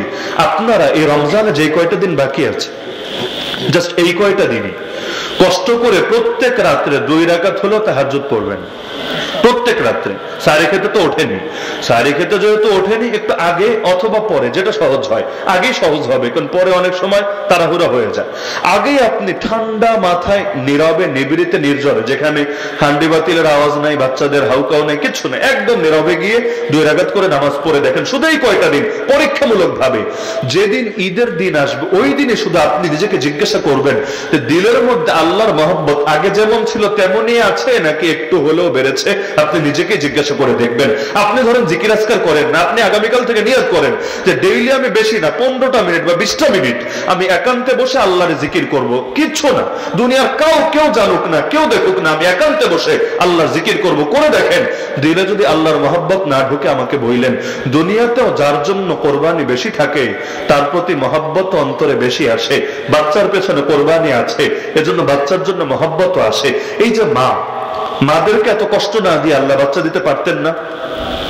কি ধারণা আপনাদের আল্লাহ পারতেন না, তাই না? আল্লাহ পারতেন, তাহলে এত কষ্ট কেন? একটা বাচ্চা জন্ম দিতে একজন মায়ের কত কষ্ট কেন? আরে আপনি একটু নিজেই যাচাই বাছাই করে দেখেন, যেই মা সন্তানের জন্য কষ্ট করে ওই মায়ের সন্তানের উপর কেমন মহব্বত থাকে। উদাহরণ হিসাবে, পেটে বাচ্চা নিল আর টেস্ট টিউবের মাধ্যমে কোনো বাচ্চা পেল, আবার নিজের বাচ্চাটাকে নিজে কষ্ট করে মানুষ করলো, তার বাথরুম থেকে শুরু করে সব পরিষ্কার করলো, দুধ খাওয়ালো, সবকিছু করলো, এর জন্য নিজের ক্যারিয়ার, নিজের অন্যান্য জিনিসগুলোকেও কোরবান করলো। আরেকজন মা কাজের বুয়া দিয়া বা নানি দিয়ে বা অন্য কোনো মাধ্যমে বাচ্চা পালালো, নিজে দুধও খাওয়ায় নাই, নিজে আদর যত্ন করে নাই, বাথরুমও সাফাই করে নাই। আবার একজন মা নরমাল ডেলিভারি দিতে গিয়ে তার প্রাণটা বের হওয়ার উপক্রম, আবার ওই অত কষ্টের পরে বাচ্চা পেল, আর একজন এই ঝামেলাগুলো পড়ায় নাই। আমাকে বলেন, উভয়ের মহব্বত কি সমান থাকে না বেশ কম থাকে?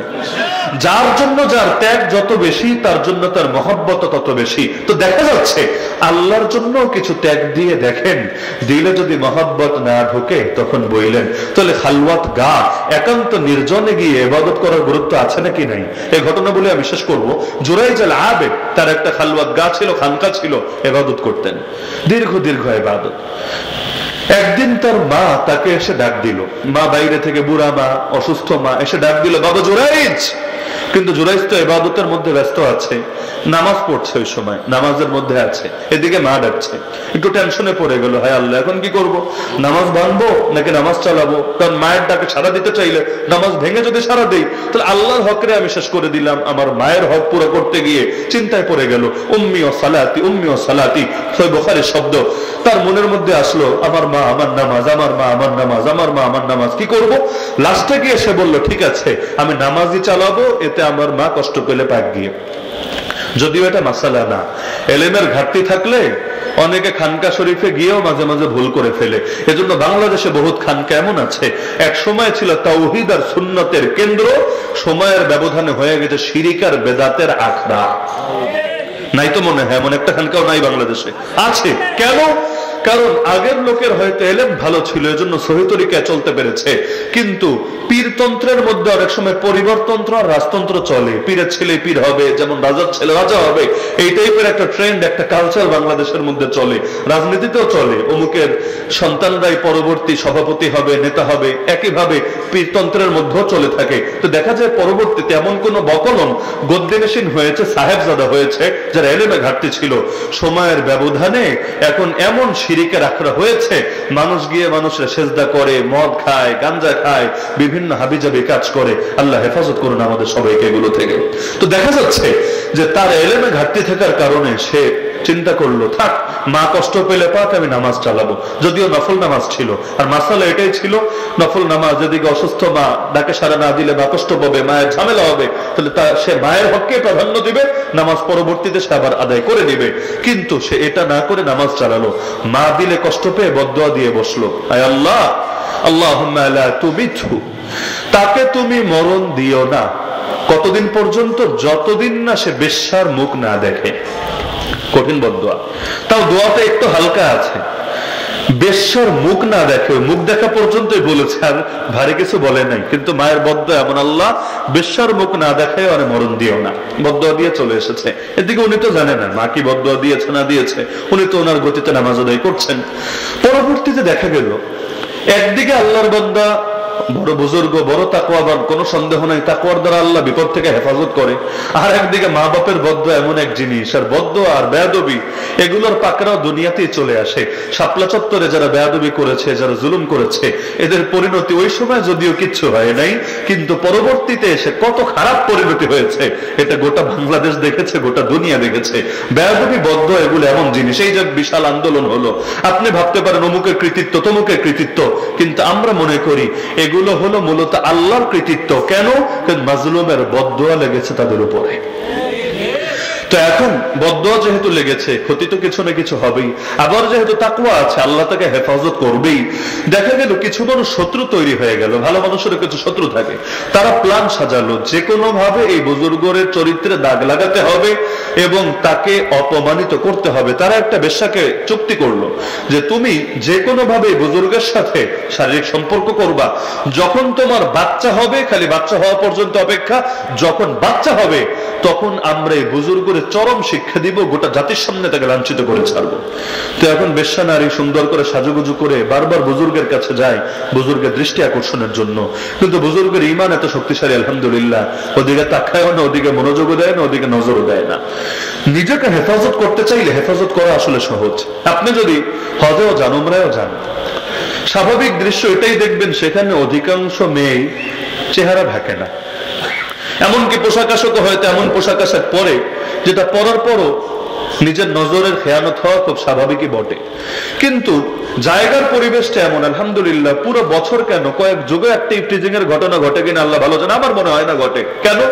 এই মানুষগুলো তাদের নিজেদের দেশে কি খেয়ানত করে না? চোখের নিজেদের দেশে কি খারাপ জিনিস দেখে না? দেখে। তো ওই জায়গায় গিয়ে দেখছে না কেন? কারণ প্রত্যেকের দিলে এটা আছে, এটা আল্লাহর ঘর, এটা কাবা, এটা মসজিদে হারাম। এখানে তওয়াফ করতে গিয়েও যদি কোনো সুন্দরী মেয়ের চেহারার দিকে তাকাই, তার শরীরের দিকে নজর দেই, আল্লাহ হয়তো আমাকে এখানে ধ্বংস করবে, আমাকে হয়তো এখানেই পাকড়াও করবে। কারণ জায়গা যত দামি, ওই জায়গার পাপও তত ভারী। এই যে শবে কদর কোন রাতে আপনারা নিশ্চিত জানেন? 27 তো একটা ধারণা, নিশ্চিত জানেন না। কেন জানেন না? আল্লাহ এলেমটা চাইলে তো স্পষ্ট রাখতে পারতেন, অস্পষ্ট কেন করেছেন? একটা ব্যাখ্যা কিন্তু এটাও যে রাত তো অনেক দামি, তো এই রাতের পাপের পরিণামও তো অনেক ভারী। এখন এই রাত যদি নিশ্চিত জানা থাকতো, আর ওই রাতে যদি কেউ পাপ করতো জানার পরও, বোঝার পরও এটা শবে কদর, তাহলে এমন পাকড়াওয়ের শিকার হতো, হয়তো এমন ভাবে আল্লাহর গজবে আক্রান্ত হতো, যেটা তার জন্য এবং গোটা জাতির জন্য বড় একটা টেনশনের বিষয় হয়ে দাঁড়াতো। তো জায়গা যত গুরুত্বপূর্ণ, তো নিজেকে হেফাজত করতে চাইলে করা যায়। তো সেই বুজুর্গ আলহামদুলিল্লাহ নিজেকে হেফাজত করেছে, বেশ্যার দিকে নজরও দেয় নাই। কিন্তু বেশ্যা তো টাকা খেয়েছে, আর টাকা নিয়ে তো আর বসে নাই, টাকা তো খেয়ে শেষ করে দিয়েছে। এখন যদি তার মিশনে ব্যর্থ হয়, টাকা দিবে কোত্থেকে? কিডনি বেচলেও তো আর টাকা বের হবে না। এই জন্য সে চিন্তা করলো বুজুর্গরে তো পাই নাই, তাহলে অন্য কাউরে পটাই। এবার বুজুর্গের কাছে এক মুরিদ আসা যাওয়া করতো, রাখাল। রাখাল বুঝেন? পশু চড়ায়, এমন এক রাখাল। তার সাথে প্রেমের বন্ধন গড়ে তুললো, হারাম রিলেশন করে ফিজিক্যাল রিলেশন পর্যন্ত চলে গেল, এক পর্যায়ে প্রেগন্যান্ট হয়ে গেল। যখন বাচ্চা জন্ম নিল, সবাইকে বলল এই বাচ্চা হলো অমুক বুজুর্গের বাচ্চা। বাস্তবে কিন্তু বুজুর্গের বাচ্চা না, বাস্তবে রাখালের বাচ্চা। কিন্তু এখন ওই জামানায় তো ডিএনএ টেস্টের ব্যবস্থা ছিল না, আধুনিক কোনো প্রযুক্তি আসে নাই। এখন মহিলারা যা বলে, লোকে তো আবার সেটা একটু বিশ্বাস বেশি করে। এই বাজারের মধ্যে কোনো মহিলা যদি আপনার উপর ঝাঁপিয়ে পড়ে হাউমাউ করে চিৎকার শুরু করে, দেখবেন পাবলিক এসে আপনার কথা শোনার আগেই পিটিয়ে আপনার হাড্ডি গুড্ডি ভেঙে দিয়েছে।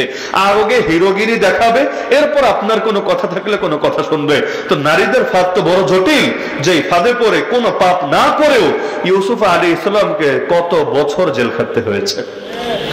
তো এখন সেই নারী বলল যে এটা হলো বুজুর্গের বাচ্চা। আর কই যায়, পাবলিক এসে সেই বুজুর্গের খানকা ভেঙে চূর্ণ বিচূর্ণ করে দিয়ে তাকে ধরে এনে কেউ চর মারছে, কেউ ঘুষি মারছে, কেউ থুতু দিচ্ছে, এক একজন এক এক ভাবে টর্চার করছে। তো বুজুর্গ তো জানেই না কি জন্য মারছে। যদি জানা থাকে অপরাধ কি, তাহলে শাস্তি যত ভারী হোক সয়ে নেওয়া সহজ হয়। তো যদি জানাই না থাকে, আরে কোনো ছাত্র জানে না যে হুজুর কেন পিটাচ্ছে, এটা কিন্তু তার জন্য নেওয়াটা বড় জটিল হবে, তার মানসিক খুব চাপ পড়বে। কেন? সে তো জানেই না কি জন্য পিটাচ্ছে। কিন্তু যদি জানা থাকে সে অপরাধটা করেছে, তাহলে তার জন্য মনে একটা সান্ত্বনা থাকবে, অপরাধ করেছি, মায়ের তো একটু খাওয়াই লাগবে। আমাদের সবচাইতে বড় চিন্তা কাজ করতো এখানে, ও ঈদের দিনও রিমান্ডে, রমজানের শেষ দশটুকু রিমান্ডে, শুধু বারবার প্রশ্ন করছে অফিসারকে যে কি কারণে এনেছেন বা কোন মামলাটা দিয়েছেন, অন্তত এতটুকু জানান যে কোন মামলা দিয়েছেন, কোন মামলায় গ্রেফতারি দেখিয়েছেন। পুরো রিমান্ডের টাইম খাটা শেষ, একটাবার এটাই ক্লিয়ার করে নাই মামলা কি। ম্যাজিস্ট্রেট কোর্টে আমাকে জিজ্ঞাসা করেছে, তাও হিন্দু ম্যাজিস্ট্রেট, ঢাকা সিএমএম এর মধ্যে জিজ্ঞাসা করেছে যে হুজুর আপনার কিছু বলার আছে? কোন উকিলও নাই, ফ্যামিলি তো জানে না আমি কই আছি, এনে যে হাজির করেছে এখানে, তো জিজ্ঞাসা করছে আপনার যেহেতু উকিল নাই, আপনার কি নিজের ব্যাপারে কিছু বলার আছে? আমি বললাম আমি তো এটাই জানি না যে আমাকে ঠিক কোন মামলা দেখিয়ে এখানে দাঁড় করানো হয়েছে, তা আমি যে কিসের পক্ষে বলবো আর কিসের বিপক্ষে বলবো এটাই তো আমার ক্লিয়ার না। আমাকে একটু ইনফর্ম করেন যে আমাকে কি জন্য এখানে দাঁড় করানো হয়েছে। আর কিছু বলে নাই, কারণ ভেতরে ভেতরে সব তো জানাই আছে, পাঠিয়ে দিয়েছে। তো সেই বুজুর্গ জানে না কি জন্য মারা হচ্ছে, একের পর এক মারছে আর মারছে। সে বারবার বলছে আমাকে এতটুকু বলো আমার পাপটা কি হয়েছে। লাস্টে গিয়ে একজন বলল এখন কিছু বোঝো না, বাচ্চা ফুটাইছো তখন নিজের বুজুর্গের কথা মনে থাকে না, আর এখন বুজুর্গ হওয়ার ভান ধরেছো। এটা শুনে বুঝে ফেলেছে যে তাকে তো নিকৃষ্টতম অপবাদ দেওয়া হয়েছে। সে বলল তোরা বাচ্চাটা কোথায়, আমাকে বাচ্চাটা একটু দেখাও। মানুষ এবার মজা নিচ্ছ, আচ্ছা নিজের বাচ্চা দেখবা না, ঠিক আছে দেখো নিজের বাচ্চা দেখো, নিয়ে আসছি তোমার সামনে বাচ্চা।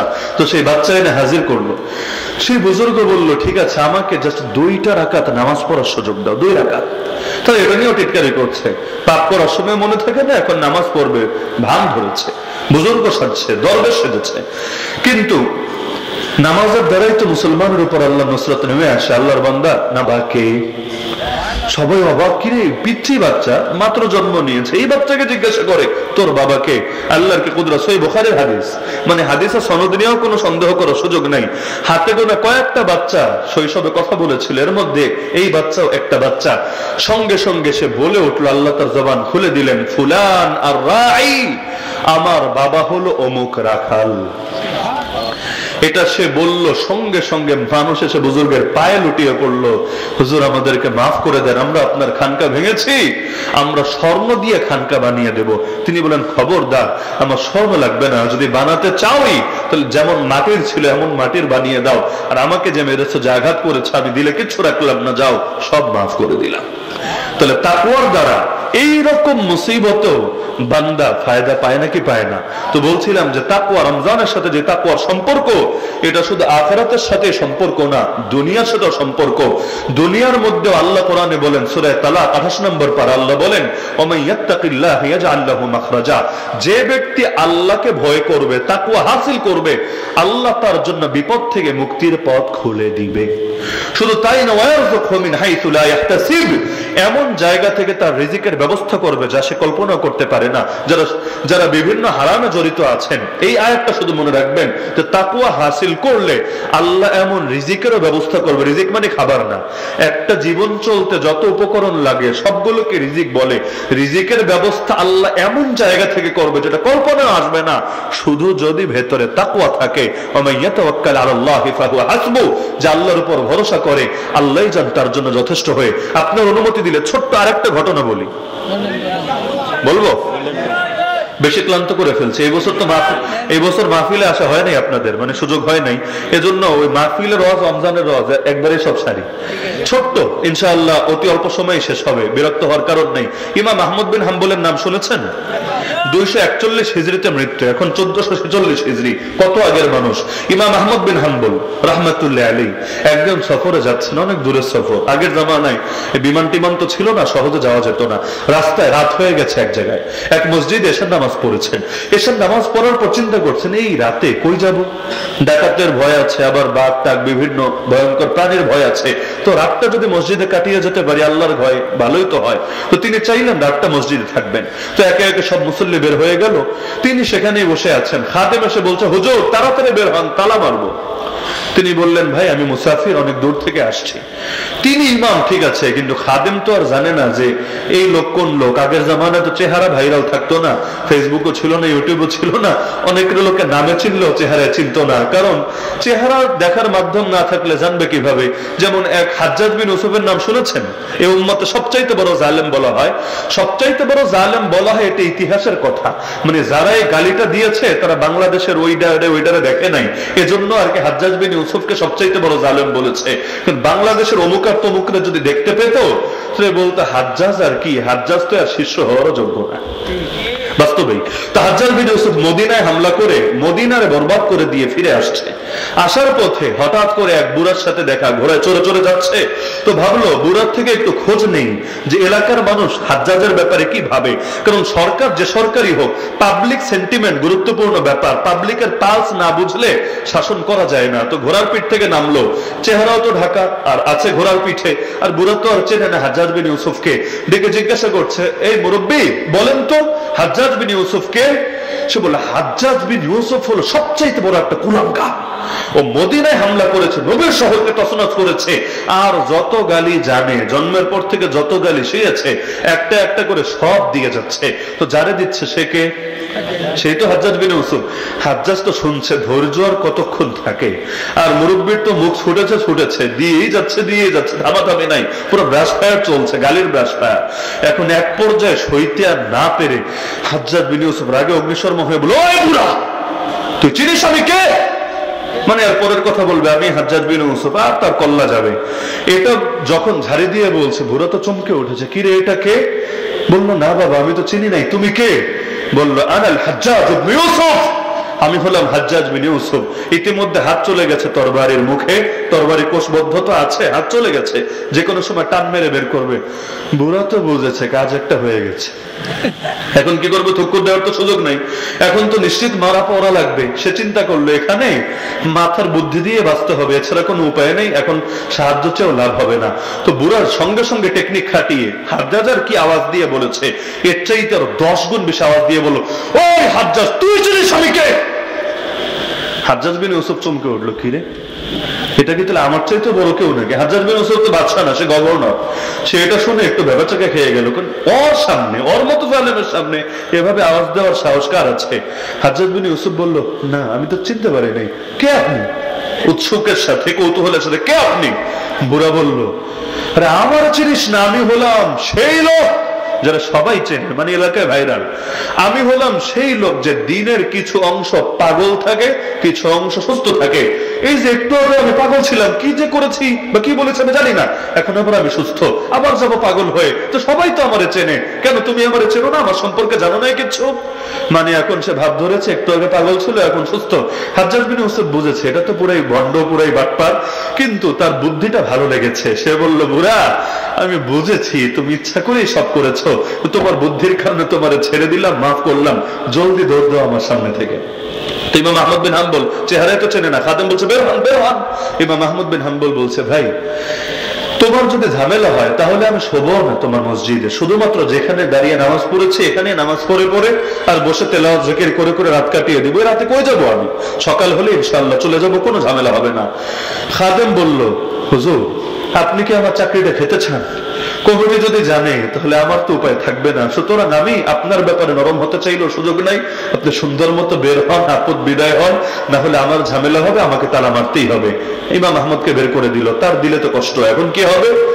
কোথায় যাবেন তিনি? এর মধ্যে এক রুটিওয়ালা, মানে রুটি বিক্রি করে খায়, এসে বলছে, হুজুর আমি দেখেছি কি হয়েছে এখানে, আপনি যদি চান আমার বাসায় মেহমান হতে পারেন, আমার বাসায় থাকার ব্যবস্থা আছে, আপনি রাতটা থেকে সকালে যেখানে ইচ্ছে সেখানে যেতে পারেন। ইমাম আহমদ আল্লাহ শুকরিয়া আদায় করলেন, তাকেও ধন্যবাদ জানালেন, বাসায় গেলেন, তার মেহমানদারি করা হলো, সুন্দর বিছানা বিছিয়ে দেওয়া হলো, তিনি শুইলেন। কিন্তু ইমাম আহমদ বিন হাম্বল লক্ষ্য করলেন তাকে শুয়ে দিয়েও এই লোক গিয়ে রুটির খামিরা বানাতে শুরু করেছে। খামিরা বুঝেন তো, ওই আটা বা ময়দার খামিরা যেখান থেকে রুটি তৈরি করবে। ইমাম আহমদ বিন হাম্বল লক্ষ্য করছেন আল্লাহর বান্দা হাত দিয়ে কাজ করে, কিন্তু প্রতিটা মুহূর্ত তার মুখ দিয়ে শুধু একটা কথাই বের হচ্ছে, আস্তাগফিরুল্লাহ আস্তাগফিরুল্লাহ আস্তাগফিরুল্লাহ আস্তাগফিরুল্লাহ। ইমাম আহমদ বিন হাম্বল প্রথম দিকে তো সিরিয়াস নেন নাই, কারণ 10 বার 20 বার আস্তাগফিরুল্লাহ অনেক সাধারণ লোকও বলে, বিশেষ করে পাপের কথা মনে পড়লে আমাদের মুখ থেকে এমনিও 2 বার 4 বার আস্তাগফিরুল্লাহ বের হয়।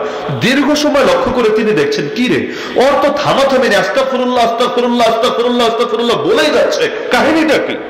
তিনি তাকে ডাকলেন, রুটিওয়ালা ভাই একটু এদিকে আসেন। আসলো, আমি দীর্ঘ সময় থেকে লক্ষ্য করছি, একদম শুরু থেকে আপনি পুরো টাইম যখন মুখ দিয়ে কোনো কথা বলেন তখন তো বলেন, বাকি পুরো টাইম আপনার হাত কাজে ব্যস্ত থাকলেও মুখ দিয়ে খালি ইস্তেগফার ইস্তেগফার ইস্তেগফার বের হতে থাকে। এর কাহিনী কি? আপনি এটা কেন করেন? আচ্ছা, ইমাম আহমদ বিন হাম্বলকে জানেন না ইস্তেগফারের ফায়দা কি? জানেন, কিন্তু জ্ঞান ভিন্ন জিনিস, অভিজ্ঞতা ভিন্ন জিনিস। তিনি অভিজ্ঞতা নিতে চাচ্ছেন, না হলে নবীর হাদিস তো জানাই আছে।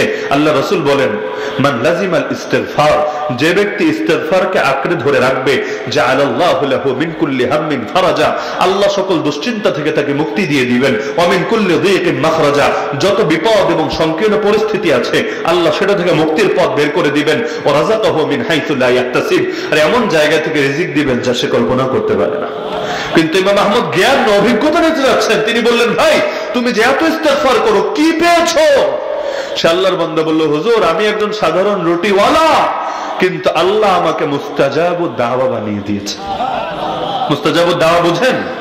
এমন ব্যক্তি যা দোয়া করে আল্লাহ সেই দোয়াই কবুল করে। আল্লাহ আমাকে মুস্তাজাবুদ দাওয়া বানিয়ে দিয়েছেন। তিনি অবাক হয়ে বললেন, আচ্ছা তাই নাকি? তোমার জীবনে সব দোয়া কবুল হয়েছে? ওই তাকওয়া প্রসঙ্গে বলছিলাম, তোমার জীবনে সব দোয়া কবুল হয়েছে? বলল, হুজুর আলহামদুলিল্লাহ জীবনে সব দোয়া কবুল হয়েছে, খালি একটা দোয়া বাকি আছে, একটা কবুল হয় নাই, বাকি আছে। ইমাম আহমদ বিন হাম্বল একটু চিন্তায় বললেন, এটা আবার কোন দোয়া? এটা কি ঈমানের সাথে মরার দোয়া না কি দোয়া? তার ভেতরে চিন্তা কাজ করছে। তিনি বললেন, এটা আবার কোন দোয়া যেটা ডাউনলোড ফেইল্ড, মানে এটা নেটওয়ার্ক পাচ্ছে না, সিগন্যাল পাচ্ছে না, বাকি সব কবুল হয়েছে কিন্তু এটা আটকে আছে, এটা কোন দোয়া? তিনি বললেন, হুজুর আমি একজন সাধারণ মানুষ, অতি সাধারণ মানুষ, কিন্তু জামানার ইমাম ইমাম আহমদ বিন হাম্বলকে আমি খুব মহব্বত করি। আমার দিলটা চাই একবার আমি তার সাক্ষাতে যাব, নিজ হাতে তার একটু খেদমত করব, তার থেকে সরাসরি দোয়া নেব। কিন্তু আমি একজন রুটিওয়ালা, তিনি কই থাকেন তাও জানি না। যদি ঠিকানা নিয়ে যাই, আমার মতো রুটিওয়ালাকে তিনি পাত্তা দেবেন, তিনি দেখা করবেন, আমি কি তার খেদমত করতে পারবো? তার মুরিদ আর শাগরেদদের ভিড়ে তার পর্যন্ত পৌঁছে তার কাছ থেকে দোয়া নিতে পারবো? তো হুজুর ইমাম আহমদ বিন হাম্বল, আমি আল্লাহরে বলেছি, আল্লাহ মরার আগে একবার হলেও এই জামানার বুজুর্গ, যিনি আকীদার ইমাম, ফিকহের ইমাম, হাদিসের ইমাম, তিন শাস্ত্রের ইমাম, আল্লাহ এই মহান ইমামের একটু দোয়া নেওয়ার তৌফিক দিও। আল্লাহ আমার এই দোয়াটা কবুল করে নাই, বাকি সব দোয়া কবুল করেছে। ইমাম আহমদ বিন হাম্বল কেঁদে ফেললেন, চোখ থেকে পানি টপ টপ করে গড়িয়ে পড়তে লাগলো। তিনি বললেন, আরে পাগল, আমার এতক্ষণে বুঝে এসেছে কেন মসজিদও আমার ঠাই হয় নাই। আরে আমি সেই পাপী আহমদ বিন হাম্বল, তোমার দোয়াই আমাকে টেনে তোমার ঘরে এনে হাজির করছে। তাহলে ইস্তেগফার, তাকওয়ার মূলই তো শুরুই তো হয় ইস্তেগফার থেকে। কারণ যার ইস্তেগফার নাই ওর আবার কিসের তাকওয়া? তাকওয়ার পথের পথিকের প্রথম কাজও ইস্তেগফার, শেষ কাজও ইস্তেগফার। আমার নবীর চাইতে বড় মুত্তাকি কে আছে? আমার নবী ডেইলি 100 বার তওবা ইস্তেগফার করতেন আল্লাহর কাছে। আর যারা পাপী, ওই পাপী তাপীকেও প্রথম শুরুই করতে হয় ইস্তেগফার দিয়ে। তাহলে এক ইস্তেগফারেরই এত ফায়দা, এত ফায়দা। আল্লাহ সাধারণ মানুষ, যে কোনো হুজুর না, কোনো পীর না, কিচ্ছু না, এমন মানুষকেও মুস্তাজাবুদ দাওয়া বানিয়ে দিতে পারে। তাহলে রমজান থেকে তাকওয়া হাসিলে মেহনত করবেন তো ইনশাআল্লাহ।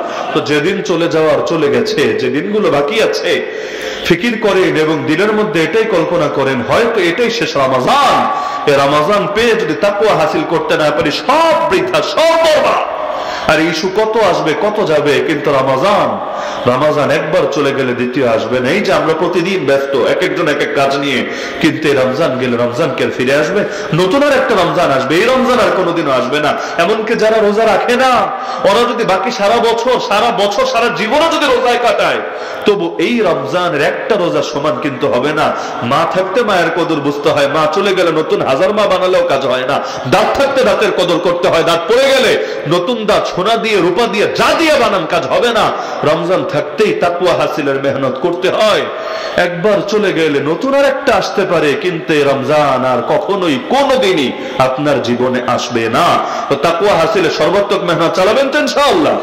রোজায় যেন কোনো ঘাটতি না থাকে, তারাবিতেও যাতে কোনো ঘাটতি না থাকে, তাহাজ্জুদেও যাতে কোনো ঘাটতি না থাকে। আর শেষ দশকে লাইলাতুল কদর আছে, যে কোনো মূল্যে লাইলাতুল কদর পাওয়া লাগবেই লাগবে, মিস করার কোনো সুযোগই নাই, পাওয়া লাগবেই লাগবে। বিশেষ করে যাদের সম্ভব এতে, যে এই বছর ভাই তুমি বসো, ঠিক আছে তুমি পরের বছর বসো, জায়গা দিতে পারতেছি না, দরকার ছিল এটা। যদি পুরো দিন নাও পারেন, চাকরি আছে, ব্যবসা আছে, ভাই পুরো দিন পারলেন না, বুঝলাম সুন্নতে মুআক্কাদে ইতিকাফ পারলেন না, কিন্তু নফলে ইতিকাফের সুযোগ কিন্তু আছে। এটা আমাদের বাংলাদেশে কেন যেন চর্চা নাই। নফলে ইতিকাফের সুযোগ সুযোগ আপনারও আছে। আপনি কখন থেকে পারবেন? আরে রাতে তো বাসায় ঘুমাবেন, তাই না? বাসায় তো ঘুমাবেন, ঠিক আছে। তাহলে আপনি ওই ইফতার থেকে বা তারাবি থেকেই আপনি পরবর্তী দিন যতক্ষণ পারবেন ওই টাইমটাই ইতিকাফের নিয়াতে মসজিদে অবস্থান করেন না। কেনা করেছে এই ইতিকাফের নিয়াতে যদি মসজিদে খালি অবস্থান করেন, দুনিয়ার সবার লাইলাতুল কদর মিস হতে পারে, আপনার মিস হওয়ার কোনো চান্সই নেই। তাহলে নফল ইতিকাফ করা যাবে তো ইনশাআল্লাহ। আর যাদের পক্ষে সম্ভব হলে নফল কেন 10টা দিন, মাত্র 10টা দিন, আল্লাহর জন্য 10টা দিন বরাদ্দ রাখতে পারবো না, আফসোসের বিষয়।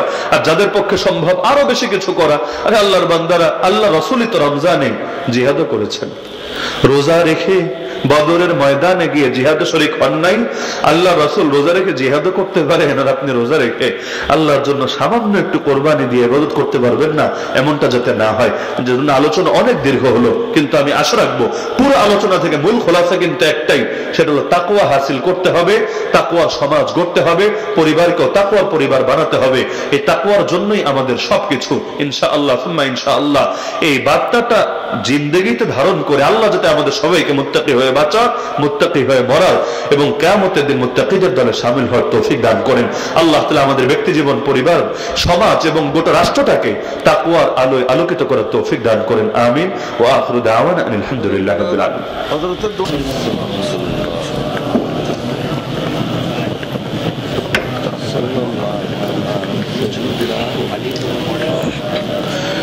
الحمد لله رب العالمين، والصلاة والسلام على سيد المرسلين وعلى آله وأصحابه أجمعين. اللهم حبب إلينا الإيمان وزينه في قلوبنا وكره إلينا الكفر والفسوق والعصيان واجعلنا من الراشدين. اللهم أصلح لنا ديننا الذي هو عصمة أمرنا، وأصلح لنا دنيانا التي فيها معاشنا، وأصلح لنا آخرتنا التي فيها معادنا، واجعل الحياة زيادة لنا في كل خير، واجعل الموت راحة لنا من كل شر. يا حي يا قيوم برحمتك نستغيث، أصلح لنا شأننا كله ولا تكلنا إلى أنفسنا طرفة عين يا رب العالمين يا أرحم الراحمين يا أحكم الحاكمين. يا الله আপনি আমাদের আজকের এই মোবারক মাজমাকে কবুল করে নেন। আয় আল্লাহ, আপনার বান্দারা সারা দিন রোজা রেখে দীর্ঘ সময় তারাবি পড়ে তারপর কোরআনের মহব্বতে আয় আল্লাহ এই দীর্ঘ রাত পর্যন্ত এখানে পড়ে আছে। আয় আল্লাহ, এখানে উপস্থিত প্রতিটা বান্দাকে আপনি কবুল করে নেন। আয় আল্লাহ, প্রত্যেকের জীবনের অতীতের সমস্ত পাপগুলোকে মাফ করে দেন। আয় আল্লাহ, রমজান পেয়েও নিজের গুনাহগুলোকে যে ক্ষমা করতে পারে না তার চাইতে বড় হতভাগা কেউ হয় না। আয় আল্লাহ, এই মুবারক মাহফিল থেকে আমাদেরকে নিষ্পাপ হয়ে বাড়িতে ফিরে যাওয়ার তৌফিক দান করেন। আয় আল্লাহ, আমাদের যাদের মা নাই, বাবা নাই, আপনজন নাই, আত্মীয় স্বজন নাই, আয় আল্লাহ তারা কবরে কে কোন অবস্থায় আছেন আমরা জানি না, আপনি তো জানেন। আয় আল্লাহ, তাদের প্রত্যেকের কবরকে জান্নাতের বাগানে পরিণত করেন। আয় আল্লাহ, আমাদের সবাইকে মৃত্যুর আগে মৃত্যুর প্রস্তুতি নিয়ে যাওয়ার তৌফিক দান করেন। আয় আল্লাহ, আমাদের যে মুরব্বীরা এখনো জীবিত আছেন তাদেরকে নেক হায়াত দান করেন। আয় আল্লাহ, আমাদের মধ্যে আমাদের আপনজনদের মধ্যে যারাই অসুস্থ সবাইকে শিফায়ে কামিল আজল নসিব করেন। আয় আল্লাহ, কত বান্দা অসুস্থতার জন্য দোয়া চেয়েছে, আপনি তো সবাইকে চেনেন, সবাইকে জানেন। আয় আল্লাহ, সবাইকে আপনি কামিল দ্রুত আরোগ্য দান করেন। আয় আল্লাহ, জুয়েল ভাই মাহফিলের জন্য অনেক খেদমত আঞ্জাম দিয়ে থাকেন, কিন্তু আল্লাহর বান্দার রক ছিঁড়ে গেছে, জরুরি অপারেশন লাগবে। আয় আল্লাহ, আপনার এই বান্দাকে আপনি শিফায়ে কামিল নসিব করেন। আয় আল্লাহ, যার যে জরুরত আছে প্রত্যেকের জরুরত গুলোকে আপনি পুরো করেন, প্রত্যেকের দিলের নেক মাকসাদকে আপনি পুরো ফরমান। আয় আল্লাহ, জিন্দা মুর্দা সবাইকে মাফ করে দেন, আসমানি জমিন এই সমস্ত বালা মুসিবত থেকে হেফাজত ফরমান। আয় আল্লাহ, খেত খামারি গুলো অনেক ঝামেলা হচ্ছে, আল্লাহ বৃষ্টির প্রয়োজন। আয় আল্লাহ, আমাদের উপর আপনি রহমতের বৃষ্টি বর্ষণ করেন। আল্লাহুম্মা সাইয়্যিবান নাফিআ। আয় আল্লাহ, আমাদের জন্য রহমতের বৃষ্টি দেন। আয় আল্লাহ, আমাদের জন্য ক্ষতির কারণ হয় এমন বৃষ্টি থেকে হেফাজত ফরমান। আয় আল্লাহ, যারা এই মাদ্রাসার খেদমতে শরীক হয়েছে, হওয়ার নিয়ত করেছে, তাদের প্রতিটা দান অনুদানকে আপনি কবুল করে নেন। যে যে নিয়ত দান করেছে প্রত্যেকের দিলের নেক মাকসাদকে পূরণ করে নেন। আয় আল্লাহ, দেশ থেকে বিদেশ থেকে যে যেভাবে পাশে থেকেছে, আয় আল্লাহ, বিশেষ করে প্রবাসী ভাইদের এই দানগুলোকে কবুল করে সমস্ত বালা মুসিবত থেকে হেফাজত ফরমান, তাদের প্রবাস জীবনকে সুখময় বরকতময় বানিয়ে দেন। আয় আল্লাহ, জামিয়া মুহাম্মাদিয়া আরাবিয়া এই মাদ্রাসাকে কিয়ামত পর্যন্ত কায়েম এবং দায়েম রাখেন। মাদ্রাসা যাবতীয় প্রয়োজন গায়বে খাজানা থেকে পূরণ করেন। এই মাদ্রাসার প্রতিটা তালিবুল ইলমকে জামানার শ্রেষ্ঠ হক হাক্কানি রাব্বানি হাফেজ আলেম মুবাল্লিগ মুজাহিদ দাঈ হিসেবে কবুল করেন। আয় আল্লাহ তাকওয়ার মাস রমাদান, যদি রমজানের অনেক বড় একটা অংশ চলে গেল, কিন্তু হে আল্লাহ এখনো কোনো তাকওয়াই তো হাসিল করতে পারলাম না। হে আল্লাহ আমাদের সকল ত্রুটি বিচ্যুতিকে ক্ষমা করে দিয়ে আমাদের প্রত্যেকের জীবনকে পরিবারকে তাকওয়ার রঙে রঙিন করার তৌফিক দান করেন। হে আল্লাহ বাকি দিনগুলো যাতে আমরা যথাযথ হক আদায় করে কাটাতে পারি সেই তৌফিক দান করেন। হে আল্লাহ আমাদের দিলগুলোকে আপনার মহব্বত এবং নবীজির মহব্বত দিয়ে পরিপূর্ণ করেন। হে আল্লাহ বারবার বারবার আপনার ঘরের মেহমান হওয়ার তৌফিক দান করেন। হে আল্লাহ যারা এখনো যেতে পারে নাই তাদেরকে অতি দ্রুত বাইতুল্লাহর মুসাফির হিসেবে কবুল করেন। হে আল্লাহ আপনার নবীর রওজায়ে আতহারের সামনে গিয়ে দিল খুলে মন খুলে সালাত এবং সালাম পেশ করার তৌফিক দান করেন। হে আল্লাহ মৃত্যু পর্যন্ত হকের উপর কায়েম এবং দায়েম থাকার তৌফিক দান করেন। হে আল্লাহ আমাদের সবাইকে কবুল করেন, ঈমান নিয়ে দুনিয়া থেকে যাওয়ার তৌফিক দান করেন। সুবহান রাব্বিকা রাব্বিল ইজ্জাতি আম্মা ইয়াসিফুন ওয়া সালামুন আলাল মুরসালিন ওয়ালহামদুলিল্লাহি রাব্বিল আলামিন বিরহমাতিকা ইয়া আরহামার রাহিমিন। আল্লাহুম্মা সাল্লি আলা